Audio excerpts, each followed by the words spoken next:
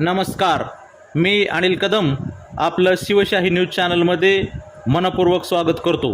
महाराष्ट्राच्या राजकारणातील एक कणखर आणि शिस्तबद्ध नेतृत्व राज्याचे उपमुख्यमंत्री लोकनेते अजितदादा पवार यांचे बुधवारी 28 जानेवारी रोजी विमान अपघातात दुर्दैवी निधन झाले. या दुःखद घटनेने संपूर्ण महाराष्ट्र हळहळत असतानाच बेलवाडी येथेही शोककळा पसरली होती.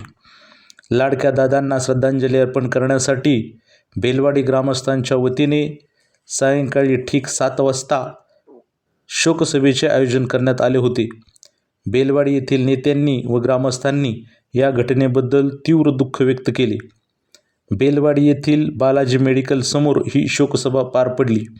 यावेळी गावातील सर्व राजकीय पक्षांचे पदाधिकारी, कार्यकर्ते, ग्रामस्थ, महिला मोठ्या संख्येने उपस्थित होत्या.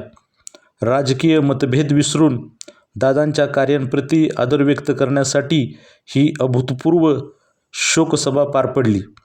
उपस्थितांनी अजितदादांच्या प्रशासकीय कौशल्याचे आणि विकासाच्या ध्यासाचे स्मरण केले. महाराष्ट्राच्या विकासाचा एक कणखर कणा आज हरपला आहे, एक कोहिनूर हिरा हरपला, अशा भावना पदाधिकारी व कार्यकर्ते, ग्रामस्थांनी व्यक्त केल्या. बारामती येथे दादांवर नुकतेच शासकीय इतमामात अंत्यसंस्कार करण्यात आले होते. त्याचे पडसाद ग्रामीण भागातही उमटले. बेलवाडी येथील शोकसभेच्या शेवटी 2 मिनिटे मौन पाळून आणि स्मृतीस पुष्पहार अर्पण करून लाडक्या नेतृत्वाला श्रद्धांजली वाहण्यात आली. अजितदादांच्या निधनामुळे राज्याच्या राजकारणामध्ये एक भली मोठी पोकळी निर्माण झाली आहे. ही पोकळी कधीही भरून निघणार नाही, असे मत ग्रामस्थांनी व्यक्त केले. यावेळी सकल मराठा समाजाचे प्रवीण शेळके, बेलवाडी गावच्या सरपंच मयुरीताई जामदार, सागर बिसे, संजय पवार, बळीराम जामदार, ॲडव्होकेट शुभम भैया निंबाळकर, ॲडव्होकेट शरद जामदार, दत्तात्रय राऊत, दादासो गायकवाड, अर्जुनराव देसाई आदी पदाधिकारी, कार्यकर्ते, ग्रामस्थ आदींनी भावना व्यक्त केल्या. यावेळी छत्रपतीचे संचालक कांतीलाल आप्पा जामदार यांना बोलताना गहिवरून आले. नुकताच व्यायामवरून आलो तर जागाविषयी म्हणले ना 5-7 झालं. म्हणजे हे येडा काय म्हणले काय बोलतो का म्हणलं तू म्हणली आपण म्हणली आली बातमी आणि मग टी व्ही चालू केला. टी व्ही चालू केला की टी व्ही आली किंवा असं दादांचं विमानाचा ॲक्सिडेंट झाला. मग आपल्याला कसं वाटलं बाबा किरकोळ लागला असेल, व्यवस्थित असेल. पण परत 1 तास, अर्धा तास, पाऊण तास बातम्या ऐकत बसलो. परत आज त्यांनी ज्या टायमाला खरंच सांगितलं की बाबा विमानातली 606 लोक खरा झाले, त्या टायमाला बाकी धक्का बसला आणि मी साहेबांना फोन केला की साहेब म्हणतो याला असं झालं की साहेबही रडायला लागले, मी बी रडायला लागलो. परत मग माझ्या ज्या साहेबाच्या दादाच्या ज्या आठवणी काय, 1 नंबर साहेब असतील आणि 2 नंबर मी असेल, ज्या गोष्टी दादापाशी मी हक्काने बोलायचो. दादाच्या दंडाला धरून फक्त कांतीला जामदार असं कुठं एक काम असलं ना दादाच्या दंडाला धरून बोलायचो मी. इतक्या माझी जवळची आठवणी. बॉम्बेला मी आठवड्यातनं 2 दिवस बॉम्बेला 2 दिवस असायचो कामानिमित्त. दादाजी माझी सकाळ संध्याकाळी गटपटायची. अरे काय झालं कांतीला? दादा नाही झालं ते. ठीक आहे, लगेच फोन लावायचे. इतका विश्वास, इतका जबरदस्त विश्वास होता दादांचा.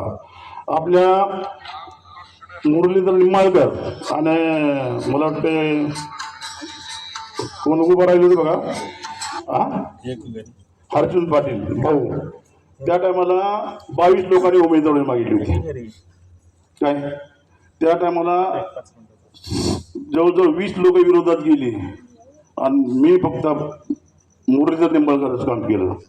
आणि दादा अशी सगळी समक्ष बसले होते. मला दादा स्पष्ट म्हणले, माझा सच्चा कार्यकर्ता म्हणली एवढंच, कांतीलाल जामदार प्रामाणिकपणाने मला काम केलं.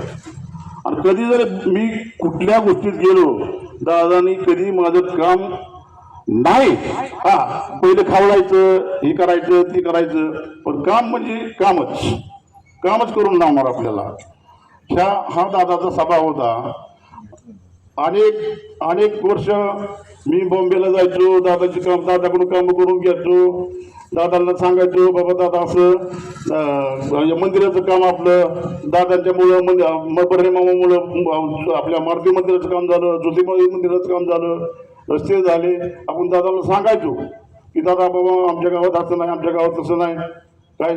त्या टायमाला साहेब मला म्हणले आपली शाळेची अडचण होती, आपली शाळेची आपल्या खोल्या नव्हत्या. त्या टायमाला दादांनी साहेबांना सांगितलं की म्हटली काय नाही द्या म्हटली बांधून. आज मला सांगा जवळजवळ 1-2 कोटी रुपयाची इमारत बांधून आज दादा स्वतः उद्घाटनाला आलते. इतकं दादाचं आपल्या बेलवाडीवर प्रेम होतं आणि आपल्या कार्यकर्त्यावर इतकं दादाचं प्रेम होतं की सांगता सोय नाही. आणि साहेबांचं दादाचं निवड भाऊभावाचं नातं आणि एकले नाणं आमची असतील. इतकं प्रेम होतं साहेबांचं दादांचं साहेबावर की सांगता सोय नाही. अहो दादा जेवाय बसले तर साहेब जर गेले तर साहेबाला म्हणायचे बस ताटकर, हे त्याला सांगायचे ताटकर जेवाय वाट म्हणली जेवाय. म्हणजे इतकं देशा साहेबांचं आणि अजितदादाचं इतकं प्रेम होतं. आज ते प्रेम सगळं संपलं. महाराष्ट्र राज्याचा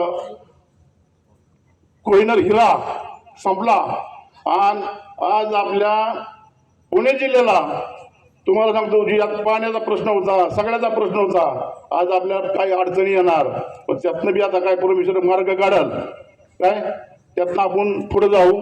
इथनं पुढं मी दादांना साधारण वाहतो आणि माझे 2 शब्द संपवतो.